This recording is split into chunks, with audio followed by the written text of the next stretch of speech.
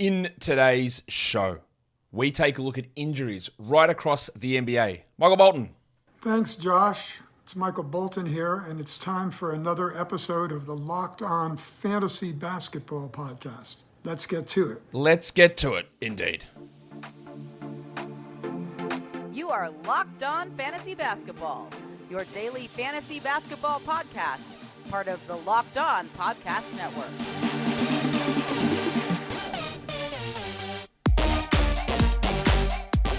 Hello and welcome to the Locked On Fantasy Basketball Podcast, brought to you by Basketball Monster. My name is Josh Lloyd and I am the lead fantasy analyst at basketballmonster.com. And you can find me on Twitter, as always, at redrock_Beeble, on TikTok at redrock_Beeble, and on Instagram at Locked On Fantasy Basketball. Thank you for making Locked On Fantasy Basketball your first listen every day. We are free and available on all platforms. So we're here to look at the injury status of teams across the NBA. And I know people complain, man, everyone's hurt at the moment. It's not true. I know that you guys see something and someone on your team gets hurt, and this is why you never play playoffs, because at this point of the year, everyone gets hurt. It's just not true. There are a couple of weird situations in Detroit and San Antonio. It is going to get bad. It is going to get weird starting this week and more so into next week, but it hasn't been that bad.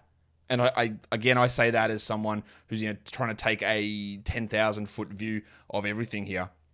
If it did impact you and you cop some injuries in the playoffs, that sucks. Like that's bad, and that can happen at any point of the year. But it isn't any worse at this point than what it is during other points in the year. I assure you of that. Warnie. Let's get it on, Gilly. All right, the Atlanta Hawks. There's only Jalen Johnson on that injury report. They did an MRI. They said it's going to be at least a week. That's a hammy. That's going to put him out for a while. This pushes AJ Griffin into a sizable role. Griffin's played 21 and 20 minutes the last two games. They play very different positions. But what it means, we just get more DeAndre Hunter playing the 4 and Griffin slides in at the 3 more. They don't have another 4 they want to throw in there. Fair enough. Griffin's been pretty good. That puts him onto the 16-team radar, maybe even 14, with some 12-team streaming value. I'm not sure that we actually see Johnson again this season. I reckon we just might have Griffin taking that spot rest of year now that Johnson is out. That only impacts certain leagues, but I wouldn't be shocked if we get a nice little stretch coming up where Griffin is a 12-team league player. I think that's a distinct possibility. For the Celtics, Marcus Smart missed the last game with a hip injury. All the way back, I think it was in December, Smart had a problem with his ankle and he said, look, I'm going to have to sit some games. Like, my body's not right. This is going to go on all season. I think we ignored some of that. Right. I remember mentioning it at the time, but I sort of ignored it past that. And then talking about some of his bad form. He's been hurt all season, and then now this hip thing has come up that caused him to miss Saturday's game. I'm not really having too many doubts that he returns on Tuesday. In fact, they will get Al Horford back on Tuesday, and they might actually get the Rock DJ, Robbie Williams, back as well. Williams has been out 2 weeks since the 3rd of March, a little over 2 weeks, actually, so that's probably about the right area for him to come back from a hamstring. They played Tuesday and then Friday, so if he doesn't play on Tuesday, Rob, I'd expect him back Friday. I'd expect him back on 20 minutes only and not 26 or 27. And I do think that with only 3 games, maybe 2 games this week and limited minutes, it's just especially in a points league, it's very hard to consider Rob Williams a holdable player. Peyton Pritchard's going to be out a while. I wouldn't expect to see him in the regular season at all with this heel issue. If Smart and Williams both play, someone asked me on, I don't know where, and I didn't get back to them because I'm swamped with questions of people asking. It would happen somewhere. But the question was, if Williams comes back, does it impact Derek White? Like, yes, it does. Derek White will move to the bench most likely eventually. But even if he doesn't at first, it will put a cap on his minutes. Now, there was a lot of outrage from the Celtics fans and media, the fact that Derek White played 0 fourth quarter minutes in their loss to the Jazz, which of course is insane considering he's their 3rd best player. So we'll see if there's any change there. But I do think that Williams' return eventually has some sort of an impact on what Derek White can do. For the Brooklyn Nets, it's just Ben Simmons, and whenever this injury resolves or we get something on it, I don't expect Simmons to play again this season. He's dealing with a back and a knee and with being Ben Simmons, and he's just not going to play, and the Nets are otherwise healthy, and that's frustrating. For the Hornets, we know who's on the injury report there. Oh, hi, Mark.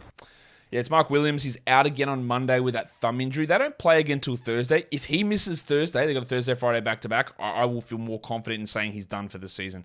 They won't tell us because their injury reporting is shit. When's the last time you heard anything from Charlotte on Cody Martin, who's played about 4 games this season?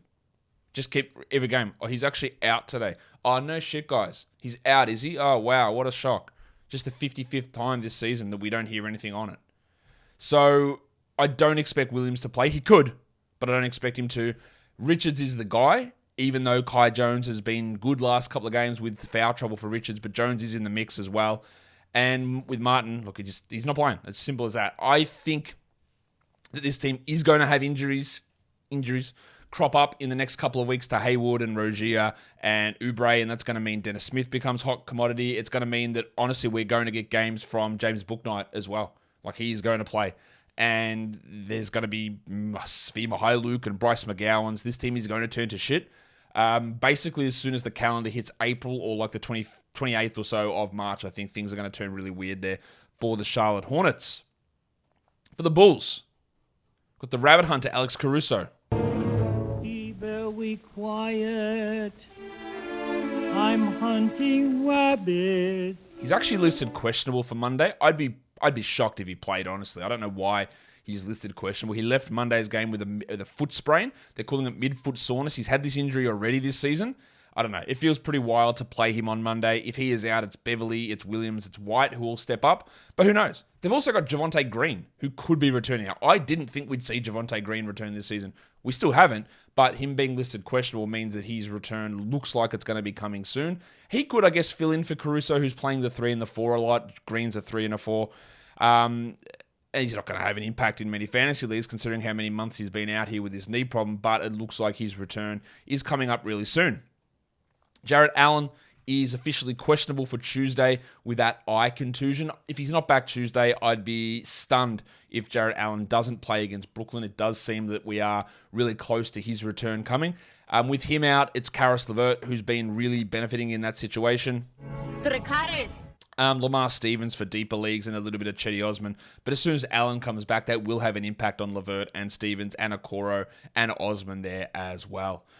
Today's episode is brought to you by FanDuel. The NBA playoffs are just around the corner. The NCAA tournament is heating up, and now is the perfect time to download FanDuel, America's #1 sportsbook. New customers get a no-sweat first bet up to $1,000. That's bonus bets back if your first bet doesn't win. Just download the FanDuel Sportsbook app. It's safe, secure, and super easy to use, and you can bet on everything from the money line to point scorers and three-pointers made as well. We have a look at some games here. The Bulls and the Sixers for Monday. The Sixers are 8.5-point favorites. The Sixers are good. They're stomping everybody. Is 8.5 enough? I don't know. And we could go through and have a look at the individual player props in those games as well, because FanDuel lets you combine your bets for a chance at a bigger payout with the same game parlay. Don't miss the chance to get your no-sweat first bet up to $1,000 in bonus bets when you go to FanDuel.com/lockedon. That's FanDuel.com/lockedon to learn more. Make every moment more with FanDuel, an official sports betting partner of the NBA. And don't forget to gamble responsibly. The Dallas Mavericks. Kyrie Irving, Luka Doncic. Kyrie is listed questionable for Monday's game with foot soreness. He had that foot issue that caused him to miss 3 games last week. He played 39 minutes on Friday. I think he's going to be a little bit of an on and off guy through the rest of the season. There seemed to be some sort of injury on that foot that he said that he heard a crack or something in the ball of his foot, and there's going to be a lot of soreness creep up. So I think he's going to be appearing quite often on the injury report. Luka is out on Monday with the thigh strain. That'll make it 5 straight games. They play on Wednesday against the Warriors and then a Friday, Sunday against the Hornets. I think Luka returns this week. I don't know which game. I think there is a decent chance he plays on Wednesday. In fact, I would pencil in Wednesday for a Luka return. If both Kyrie and Luka are out, then we look at Josh Green and Jaden Hardy. Timmy Hardaway is also on the injury report for Monday. He is questionable with an illness. He does get a boost, theoretically, if Luka is out or with Luka out and maybe Kyrie out. But his absence, paired in with those other two, really does boost the value of Green and Hardy significantly into at least one-day streamers. And, of course, Christian Wood should get a boost. Wood played 34 minutes last game off the bench with Luka out because they do need that offense, and Jason Kidd finally realized that. Markieff Morris, did you know he played for this team? He's currently listed out with a knee issue. Denver's injury report is clean. They only played 2 games this week, and the only guy on the injury report is Colin Gillespie, who I hope can get healthy. I want to see him play a game. He hasn't played a game yet. This is one of the nonsense teams. It is the Detroit Pistons, and it's very hard for us to understand what is happening on a game-by-game basis. Isaiah Livers is dealing with hip soreness. He has missed 3 straight games. When he returns, does he start over legendary prospect developer Rodney Magruder? I don't know. Do I even care if Livers starts? Probably not that much. But his absence impacts a lot of other guys. The other one there is the passport legend, Jalen Duren, who played only 9 minutes last game, copped a knock in the head, and I'm guessing is getting concussion testing. It's probably going to be a doubt playing on Tuesday. They only played 2 games this week. There is absolutely no reason to have Livers or Duren rostered, and with Duren out, it means Bagley and Wiseman step up. I don't know whether Bagley and Wiseman are good enough to hold in 2-game weeks. They're not, but Duren's absence does boost some of their value. We've also got RJ Hampton, who missed last game with back spasms. I mean, cool. So you can get those minutes into Corey Joseph as much as possible. That's why I don't really think that one's a real injury. Oh, sorry, a fake injury. Hampton's not useful in many fantasy leagues anyway. And then the fake ones are really here. Bojan Bogdanovic with his Achilles and Alec Burks with his foot injury. Alec Burks. I honestly don't think we're going to see them again this season. This is exactly what Detroit did the last 2 years with both Jeremy Grant and Corey Joseph. They kept listing them out. And then it took about 3 weeks and they said, LOL, they're not playing again. That's the same pattern that happened last year. They held on to them. They didn't trade them at the trade deadline, and then they just stopped playing them. This is why this franchise sucks, and why they are, despite all of the shit that the Thunder get, the Pistons and the Rockets are by far the worst 2 teams in the NBA and have been for the last 3 years. So I don't expect Bogdanovic to play this week. Maybe, why would he? I don't know. He's not going to play. That's it. Let's rule him out. Drop him 2 weeks. Done. Same with Burks. Done. They're gone. It makes projections hard because we're trying to balance all this stuff moving forward. But I really don't think these guys are going to return this season. This is where shenanigans are happening. The Warriors. We've got Kevon Looney on the injury report for Monday with a back issue. If he is out, well, it's going to probably have to be JaMychal Green. They will probably start Draymond at center, Kuminga at power forward, but Green will get the minutes. So Kuminga becomes a good option. JaMychal Green becomes at least like a deeper league stream. And maybe even Anthony Lamb gets some extra value there because they're behind Kuminga, Lamb, and Green. There's no other big man on this roster. It's Moody, it's Milk Jerome, it's Lester Quinones, who they signed to that 2-way. That's it. They're their big men if Looney are out. Gary Payton's still out with that abdominal issue, at least another week or so, I'm guessing. And Andy Wiggins still out with the personal issue. I'm not expecting him back in the regular season. Andre Iguodala, his regular season is over after undergoing wrist surgery. For the Houston Rockets, you've got the Filipino legend Jalen Green appearing on the injury report with a thigh issue. He played like tons of minutes recently. He's getting a lot of shots. He played, 40, 38, 40, 39 the last 4 games. So we're expecting good minutes for him. But this is a Sunday, Monday back-to-back. So we'll see whether he sits that out. If he is out, then I do like Josh Christopher as an option to stream in there. And I think it does help Tari Eason a little bit too because we already know that Jayshawn Tate is out. It is a back-to-back. He's dealing with that ankle problem. They have one more back-to-back, and I think Tate and that ankle will sit that other back-to-back as well. We've also got the delicate dancer, Alperen Şengün.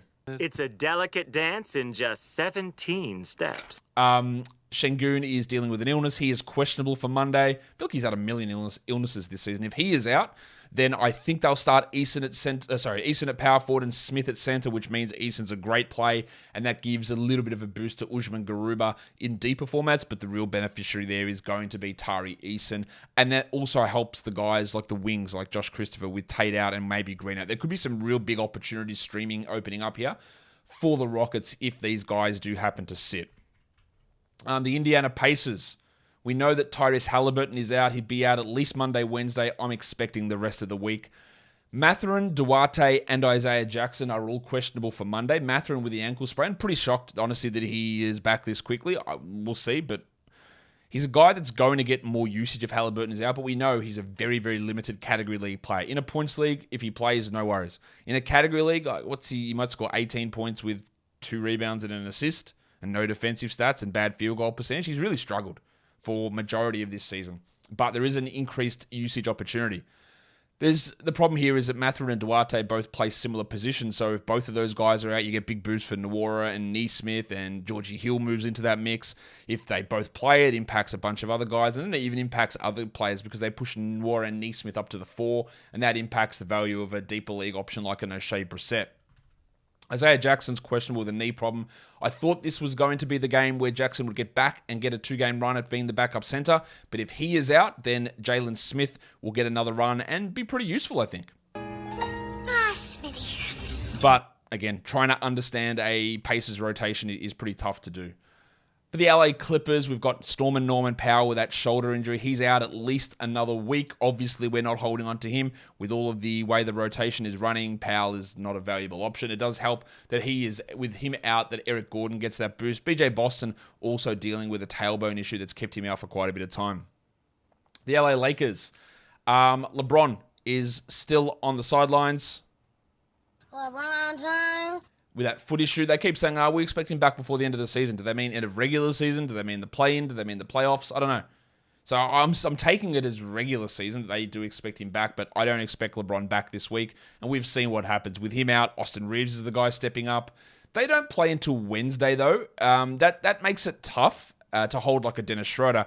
But I think Reeves has done enough here without LeBron to be a hold through that spot. I don't think Beasley is. I don't think Vanderbilt is. Vanderbilt's iffy. But I think Reeves probably is. And Troy Brown isn't, obviously, either. Neither is Wenyan Gabriel, who has been rostered in quite a few leagues. Mo Bamba's done for the regular season. The Memphis Grizzlies. Ja Morant is out on Monday for conditioning. The expectation is, or at least from me, that he'll be back on Wednesday against the Rockets. Jaren Jackson Jr. is questionable with calf soreness. If he does miss, then Santi Aldama becomes the stream option there with a little bit of David Roddy for deeper leagues, but that's really all we need to worry about. Steven Adams is out for the regular season with his knee, and Vince Williams is on the injury report with a shoulder issue. For Miami, Cody Zeller dealing with a nasal fracture. He's probably out another game or two. With him out, they are going a little bit to Orlando Robinson, but not really. You're seeing just more minutes for the guards. You're seeing more Max Strus. You're seeing a little bit more Kevin Love. But if Zeller plays, he'll go back and get those 14, 15 minutes, and that'll impact Strus. It'll probably impact a couple of Love, maybe one or two of Martin as well, and that doesn't impact really any leagues at all, I wouldn't have thought. Milwaukee Bucks. Jay Crowder missed last game with a calf injury. Sometimes may be good, sometimes may be shit.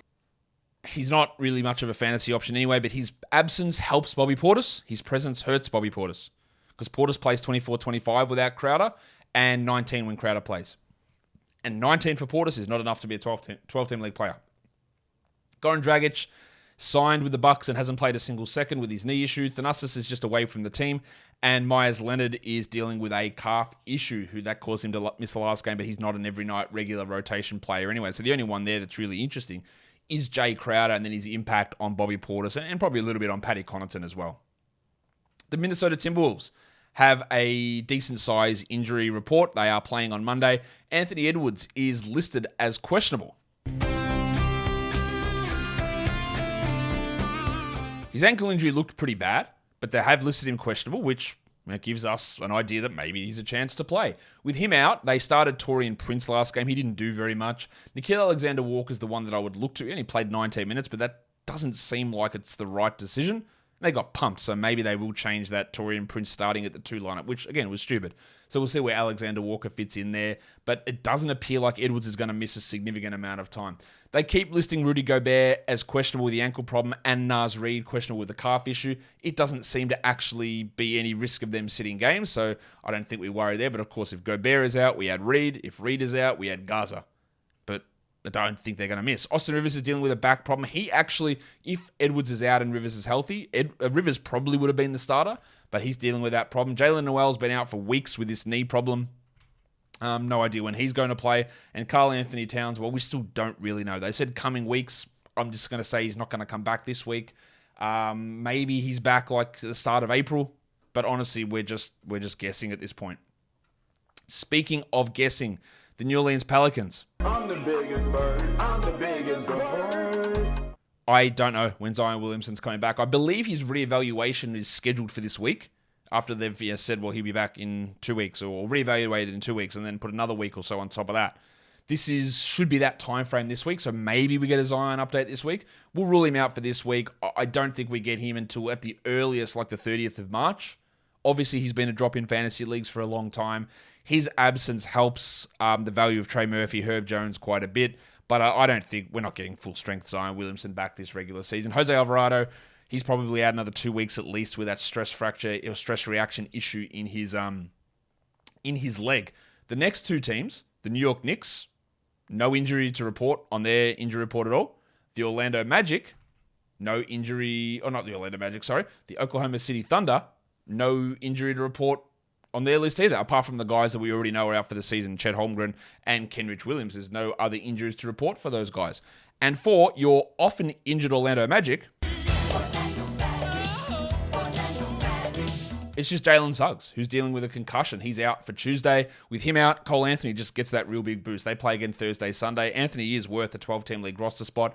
With Suggs out, Kevon Harris is playing, and they've gone to Caleb Houston over Bol Bol recently also for those of you in deeper formats. But really no injuries happening here at all. And Philadelphia, the same. It's PJ Tucker. He missed last game with an ankle injury. He's questionable for Monday. If he is out, they started Danielle House. I don't know that they do that again.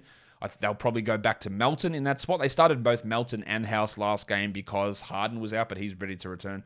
So Melton gets a boost if PJ is out, and it's Jalen McDaniels also who hopefully gets a boost. I don't understand the Danielle House playing time or the limited minutes for Jalen McDaniels, but that's what Not a Dr. Rivers is doing. The Phoenix Suns, DeAndre Ayton, missed the last game with a hip injury. It doesn't appear to be anything significant. He should be available on Wednesday, and that means if you did stream in Bismack Biyombo, you can go ahead and move on. Kevin Durant, I'm not expecting back this week or next week. Maybe he's back 2 or 3 games before the end of the regular season. For the Portland Trailblazers, well, Jeremy Grant dealing with this quad injury. This team is bad. This coach is bad. This front office is bad, I think. And I do think that we are going to have mass shutdowns coming by the end of this week. Grant with this quad contusion, they don't play until Wednesday. If we see Jeremy Grant out again on Wednesday, that'll make it 10 days since he injured himself, and that will make me think that they are just being extraordinarily cautious and he might be done for the year. And then I think you'll see trickling over to next week is when Damian Lillard will be done for the year. I do have I have had in the past information on the Blazers. I don't have any information on this. I haven't checked in on it. I don't have any information on this on Portland, so don't quote me as saying that. But I think that there is a decent chance, a 30% chance, we have seen the last of Jeremy Grant and that Damian Lillard is done from next week. That is my guess. With Grant out, we thought we could rely upon Trendon Watford, but they benched him and started Cam Reddish. Now, that didn't work at all. So I think Watford will actually go back into the starting lineup, and I think that he will play pretty significant minutes down the stretch, and I think he's worth having. The problem here is they don't play until Wednesday, but then they have a nice 3 games in 5 nights to end the week, and a Sunday, Monday back-to-back starting into next week. So I do think Watford is going to have some pretty strong value here. Justice Winslow, with that ankle problem, I don't think he's coming back this season. With the longest ankle injury of all time on Ibu Baji. I'd like him to play a game as well, but no, I don't think we're going to get him playing either. For the Sacramento Kings, they've listed Kevin Huerter as questionable for Monday with a popliteus strain. If you remember, that is the injury that Mike Conley suffered early in the season. It cost him about 3 weeks or 2.5 weeks, I think. Huerter has missed 1 game so far. I would be pretty stunned if he played in this Monday, Tuesday back-to-back. I think it would be highly irresponsible for him to play with like a muscle strain that's like a hamstring / popliteus, which is the back of his knee. But they're listing him questionable. I don't know why. If he is out, it's Malik Monk, then Terrence Davis that we look to. Kessler Edwards is only a deeper league guy.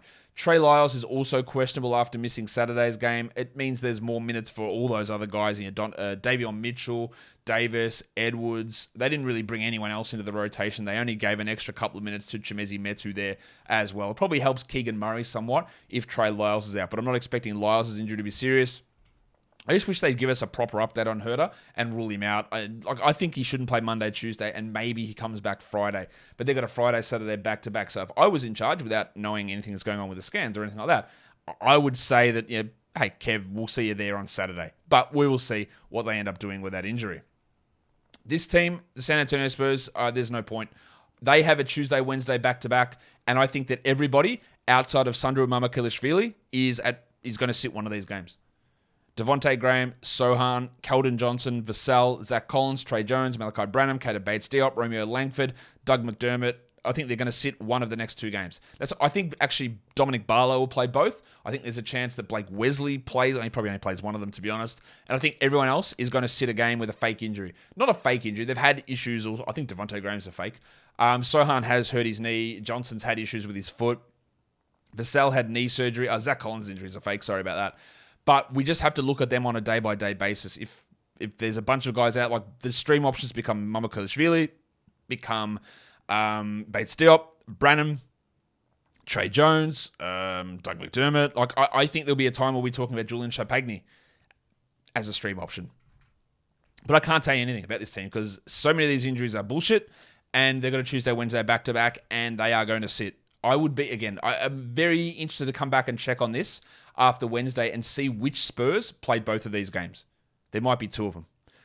The Toronto Raptors, Scotland Barnes, left the last game with a wrist injury. They said x-rays were negative, so that's a positive sign, but I'm expecting there's going to be some sort of ligament strain.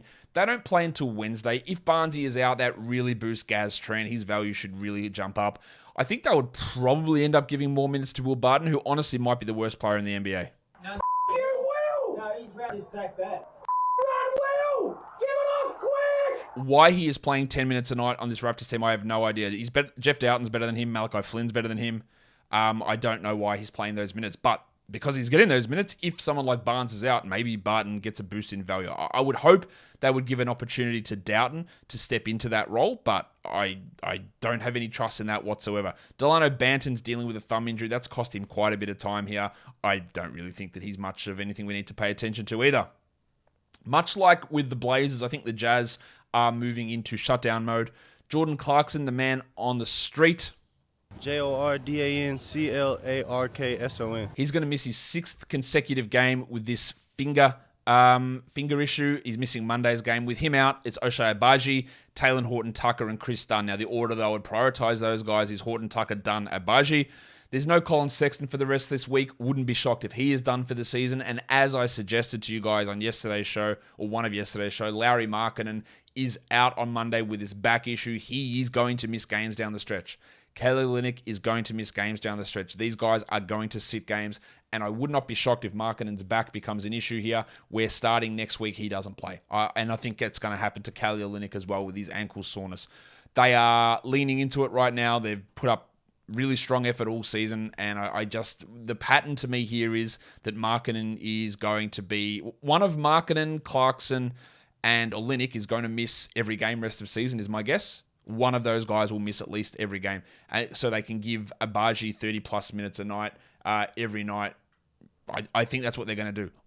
Whether that comes true or not, I don't know. But this is what I think is going to happen starting now.